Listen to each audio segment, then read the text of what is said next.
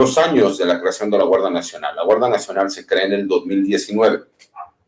Para quienes no saben o para quienes no han entendido, la mayoría de los elementos que se encuentran desplegados en este momento en la Guardia Nacional son elementos que fueron trasladados y que por medio de licencia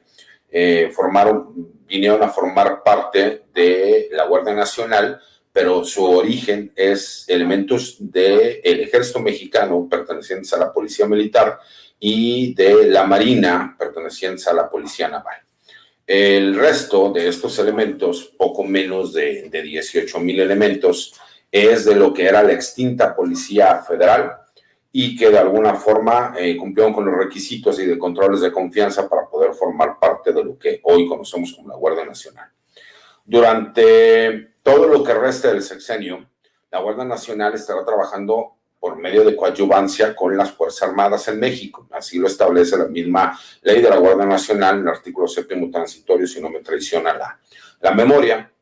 en donde la Fuerza Permanente del Ejército y de la Armada de México coadyuvarán con esta Guardia Nacional para posteriormente que tengamos la oportunidad de que las funciones de seguridad pública única y exclusivamente las lleve a cabo la Guardia Nacional y que lo que son la Fuerza Permanente del Ejército y de la Armada de México puedan regresar a realizar sus funciones de seguridad pública, de seguridad interior, que son importantes para el país y así podamos nosotros tener la certeza y la garantía de que única y exclusivamente la Guardia Nacional sea la encargada de la seguridad pública a nivel federal en el país. Ha habido muchísimas críticas en estos 2 años. Por supuesto que hay grupos que están en contra de la creación de la Guardia Nacional, que abiertamente salen a hablar de que existe una militarización por parte del país, y más con los comentarios que se dieron en los últimos meses, en donde muy posiblemente el presidente de la República pugnará porque la Guardia Nacional forme parte de la estructura de la Secretaría de la Defensa Nacional. Y para todos aquellos que me preguntan si eso no es militarizar la seguridad pública, pues recordemos que la Guardia Nacional es un órgano administrativo desconcentrado que pertenece a la Secretaría de Seguridad y Protección Ciudadana. Esas mismas funciones que tiene la estructura de la Secretaría de Seguridad y Protección Ciudadana se les pueden pasar a la Secretaría de la Defensa Nacional para protegerlo a este órgano y que no veamos en sexenios posteriores, ¿no?,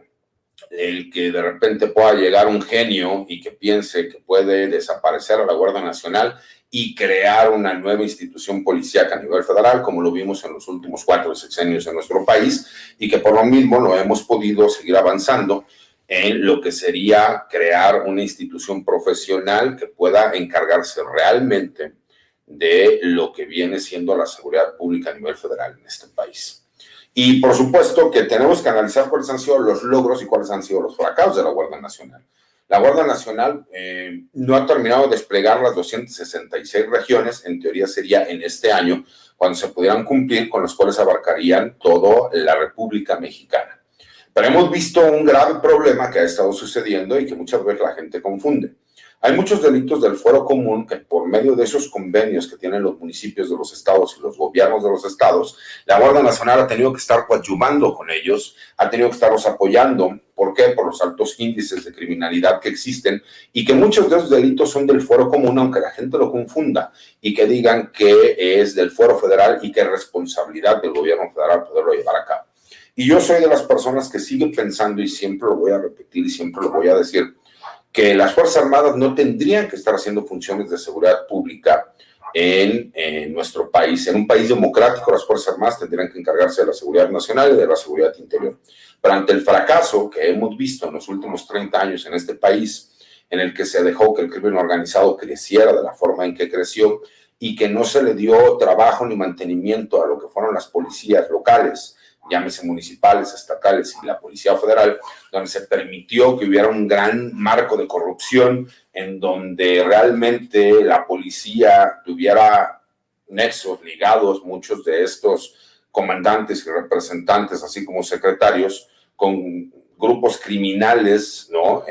Como todos ya lo conocemos y lo sabemos, como el caso de Genaro García Luna, que está siendo procesado en los Estados Unidos, y muchos de estos mandos que estuvieron con él. La realidad es que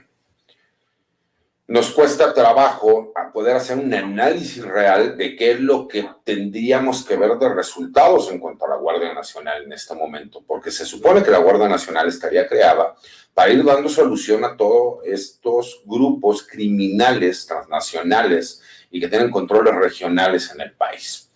Y que ha tenido que, desafortunadamente, ante estos grandes niveles de inseguridad que existen en el país, que como todos lo sabemos son la herencia de varios sexenios, de haber dejado crecer a los grupos criminales, a haberlos dejado que se fortalecieran, que se enriquecieran, que se volvieran parte y que fueran como un hongo que se mete en la sociedad civil, pues por supuesto que no lo podemos arreglar de un día para otro. Lo que sí, y es una de las grandes debates y conversaciones que he tenido en diferentes medios de comunicación, en redes sociales, en medios alternativos como el que nos encontramos ahorita, con todos estos pseudoespecialistas, en donde es muy fácil criticar y hablar de cuestiones utópicas, porque la realidad es que si bien es cierto, a mí me interesaría que los militares no estuvieran con el riesgo que tienen de perder la vida, de perder la libertad, de quedar con lesiones permanentes por esta lucha que tienen que estar llevando por la inseguridad,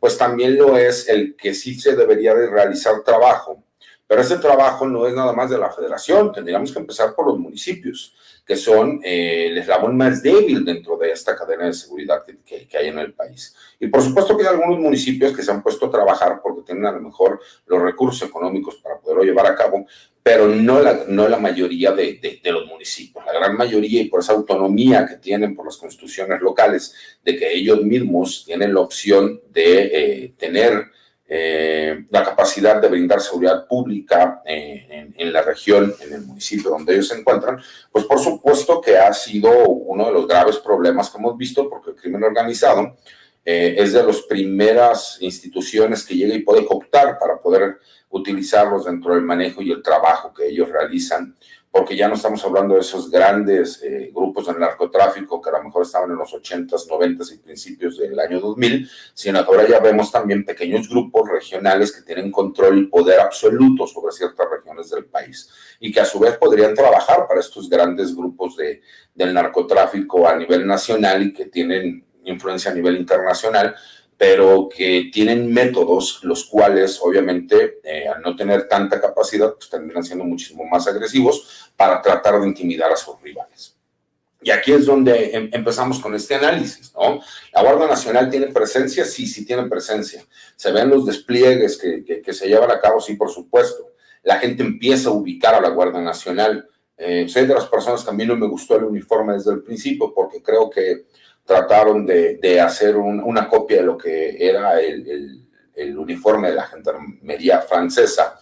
¿no? Un poco a lo mejor con alguna de las fuerzas de seguridad pública israelíes, pero la realidad es que no es algo que operativamente beneficie al personal que lleva el uniforme, simple y sencillamente porque los hace muchísimo más visibles a esos ataques por parte de los grupos criminales. Pero que sí hemos visto que los despliegues se están llevando a cabo, que dentro de lo que es la corporación como tal, sigue habiendo ciertas dudas respecto al manejo de cómo se lleva a cabo, porque se supone que operativamente la Secretaría de la Defensa Nacional es quien se encarga de ver la parte operativa de la Guardia Nacional, pero administrativamente la Guardia Nacional sigue o pertenece a la Secretaría de Seguridad y Protección Ciudadana. Pero incluso el mismo personal le cuesta trabajo entender muchas de esas diferencias. ¿Por qué? Porque ellos siguen recibiendo, ¿no? Dentro de las cosas positivas, por así decirlo, el sueldo que le pagan la Secretaría de la Defensa Nacional o la Secretaría de Marina, y existe un pago de compensación hacia este personal por pertenecer a la Guardia Nacional. Asimismo, también existe un bono, ¿no? Que es el que se le da a las corporaciones especiales, ¿no? Que es un pago de compensación, por así decirlo, y más bien es un bono por pertenecer a la Policía Militar, como en su momento lo recibía el Cuerpo de Guardias Presidenciales, el Cuerpo de Paracaidistas, etcétera. Entonces, de alguna forma, el personal sí recibe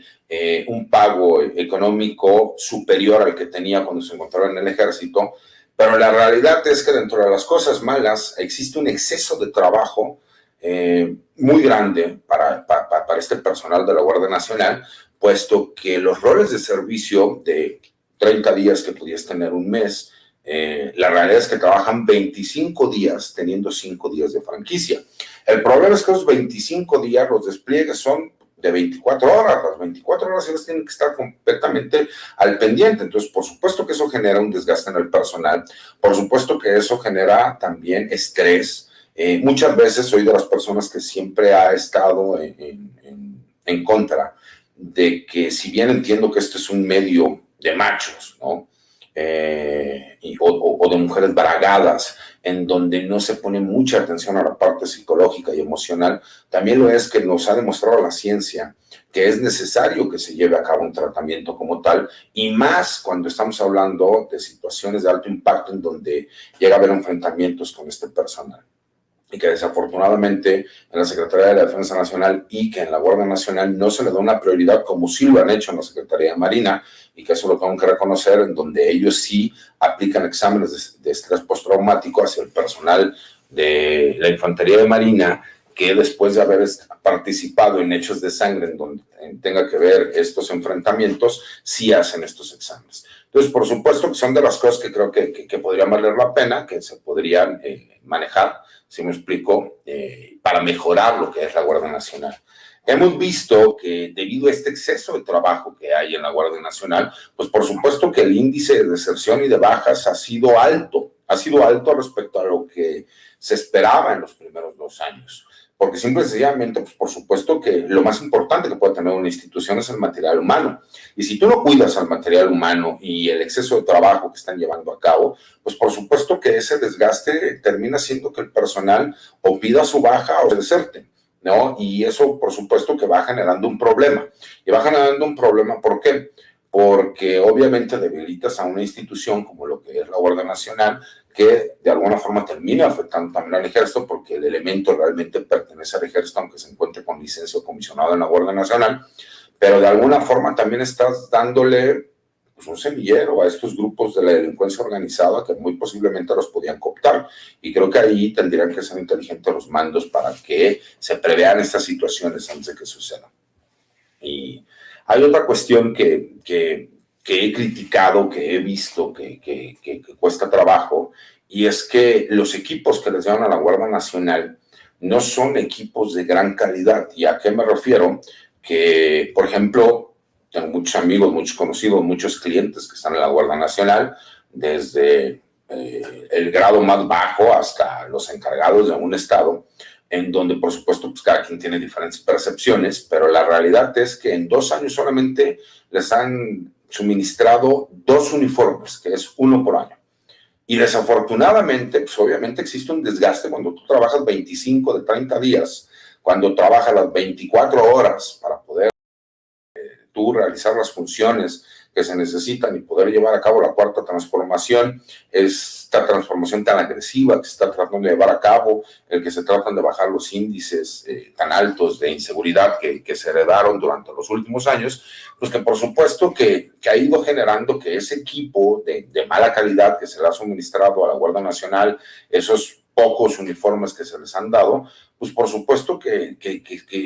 ha hecho que existan ciertos actos de corrupción en donde muchos de esos equipos empiezan a vender dentro de las unidades de la Guardia Nacional. Y no nos hagamos tontos, pues esto lo que va generando es corrupción. Esto lo que va generando también es deslealtades al interior de la misma Guardia Nacional, porque no le genera al elemento un sentido de pertenencia en cuanto a la institución. Hay viejas prácticas que se han traído de lo que es el ejército, como por ejemplo los casinos que existen al interior de las unidades, en donde pues, todo el mundo sabe que ir a un casino militar es más caro que ir a cualquiera de las tiendas fifís que podamos conocer, ¿no? Y que con el famoso gancho que se le da al elemento, pues obviamente el elemento lo que quiere en ese momento es un refresco, unas papas, a completar la botana o alguna cuestión de ese estilo, y pues para mí esa es una forma de corrupción que no tiene que ir, porque simple y sencillamente pues, los mandos tienen que cobrar con el ejemplo. No puede ser posible que se sigan aprovechando el personal, porque ellos son los primeros que tendrían que obrar con el ejemplo y crear un sentimiento de pertenencia a esta nueva institución. Tenemos que entender que muchos de estos elementos no pidieron formar parte de la Guardia Nacional y que ellos ingresaron al ejército, que fueron